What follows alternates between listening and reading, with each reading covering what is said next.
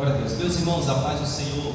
Amém. Prosseguindo, a próxima igreja é a igreja em Tiatira, conhecida a igreja tolerante ao pecado e aos falsos ensinos. Bom, na terça-feira passada eu disse para os irmãos que o nosso Deus ele é pedagógico. Como assim, irmão Milton? Nosso Deus, ele fala conosco através da nossa linguagem e utilizando a cultura da época que nós estamos vivendo. Vamos logo observar no versículo número 18 do capítulo 2 como Jesus se apresenta a esta igreja.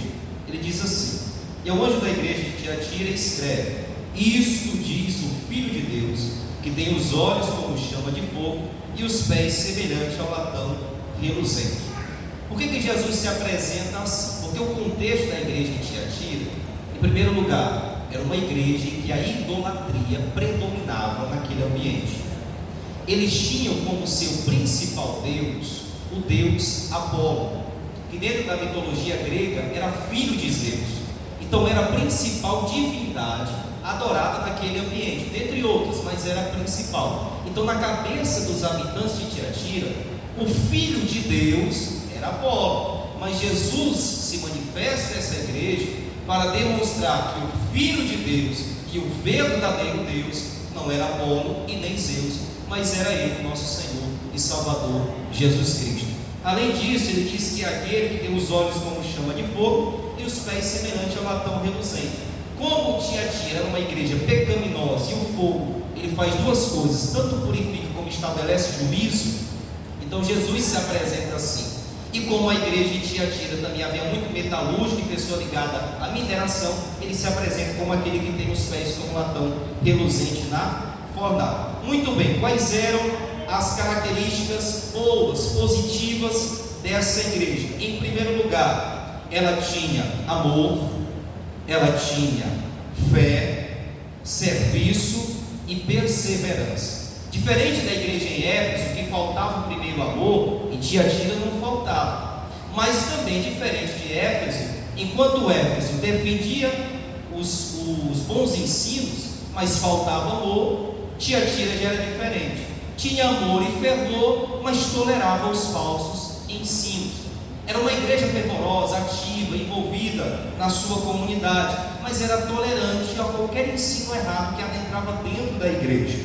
Prosseguindo, então Jesus vai começar a elogiar essa igreja e vai dizer o seguinte, que as últimas obras dela são melhores do que a primeira. Então uma igreja que está em crescimento, mas devemos ter cuidado, porque às vezes o nosso crescimento pode estar parecido com um inchaço.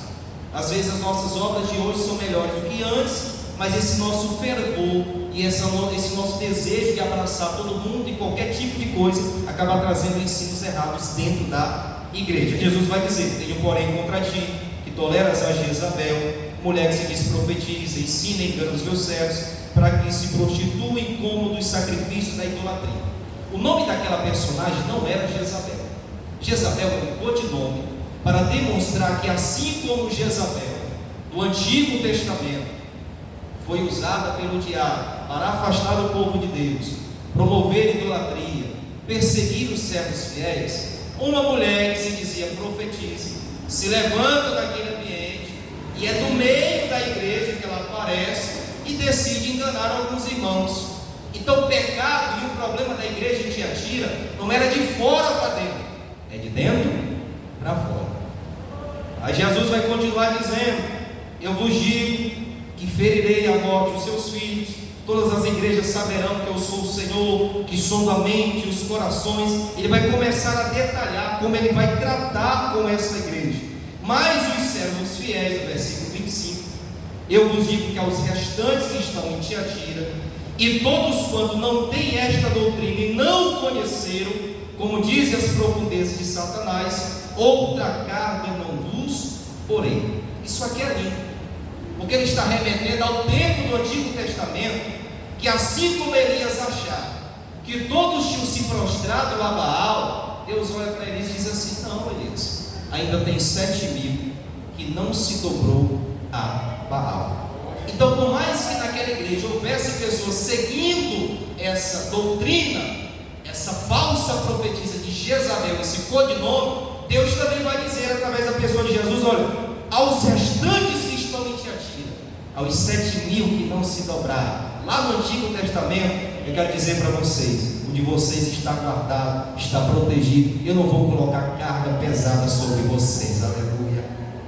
E ele diz assim: mas o que tendes, retende até o fim, e ao que vencer e guardar até o fim as minhas obras, eu lhe darei poder sobre as nações, e com vara de ferro as regerá, e serão quebradas como vasos do oleiro, como também eu recebi de meu Pai.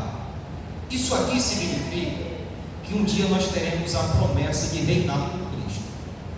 A cronologia que nós seguimos, na escatologia, é o seguinte: Jesus arrebata a sua igreja.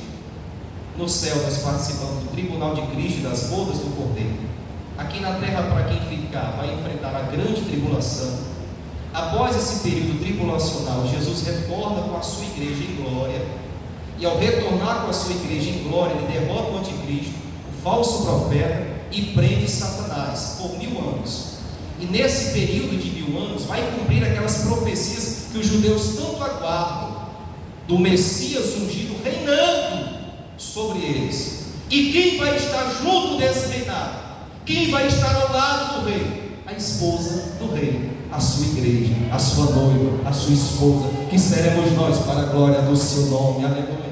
Então essa igreja tão pressionada pelo comércio, essa igreja tão pressionada, cedendo à pressão e à idolatria daquela época, um dia vai governar as nações. E aqui eu concluo dizendo que nós aprendemos algumas lições com a igreja em Tiatira. Primeiro, o crescimento espiritual é importante, mas deve ser acompanhado de santidade. Segundo, a igreja não pode tolerar ensinos que comprometam a verdade bíblica. Terceiro, Deus dá tempo para o arrependimento, mas o juízo vem para quem persiste no erro. Quarto, os fiéis são chamados a perseverar e serão recompensados no futuro. Quinto, a maior recompensa do crente é Cristo, a estrela da manhã, porque Jesus disse que essa igreja, aqui na nossa versão está: eu lhe darei a estrela da manhã, mas é uma tradução mal feita, porque no grego ela terá a estrela da manhã. E quem é a estrela da manhã? É o nosso Senhor e Salvador Jesus o Cristo. Eu agradeço a oportunidade em nome de Jesus.